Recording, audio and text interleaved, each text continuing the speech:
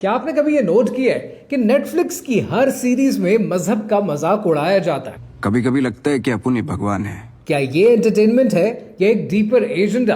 कहानी क्या है, आइए समझते हैं। क्रिटिक्स कहते हैं कि नेटफ्लिक्स की तकरीबन हर सीरीज के अंदर मजहब को ओप्रेसिव और हाइपोक्रिटिकल दिखाया जाता है, जिससे व्यूअर के अंदर डाउट को क्रिएट किया जाता है और व्यूअर ईमान की स्टेज से निकल के एक सेल्फ फोकस्ड कंज्यूमर की स्टेज पे चला जाता है। और ये एंटरटेनमेंट नहीं, ये एक एलीट प्रोपेगेंडा है। सेक्रेड गेम्स ने ब्लास्फेमस कंटेंट दिखाया, मसाया ने पैगंबरों पर सवाल उठा दिए, बात फतवे तक चली गई। सूटेबल बॉय की वजह से हिंदू मुस्लिम फसाद हो गया और अन्नापूर्णी की सीरीज को ब्राह्मण्स ने बैन करके बंद करा दिया। पर क्या आपको ये पता है कि नेटफ्लिक्स के को फाउंडर और फर्स्ट सीईओ मार्क रैंडोल्फ ये किसकी नस्ल से हैं? ये एडवर्ड बर्नेज की नस्ल से हैं। एडवर्ड बर्नेज वो इंसान है जिसे फादर ऑफ पीआर कहते हैं। ये वो इंसान है जिसने दुनिया को लव्स प्रोपेगेंडा सिखाया था। दुनिया की आलमी ताकतें और बड़े मुल्कों ने जब जंगें करानी होती थी, दुनिया को कंज्यूमरिज्म पे लगाना होता था या दुनिया के थिंकिंग पैटर्न्स बदलने होते थे, वो एडवर्ड बर्नेज को बुलाते थे। और एडवर्ड बर्नेज वो इंसान है कि आज अगर आप दुनिया की कैंपेन्स उठाकर देख ले, औरतों को टॉर्चेस ऑफ फ्रीडम के नाम पर सिगरेट पे लगाने वाला एडवर्ड बर्नेज है। दुनिया में फेक न्यूज को प्रमोट करने वाला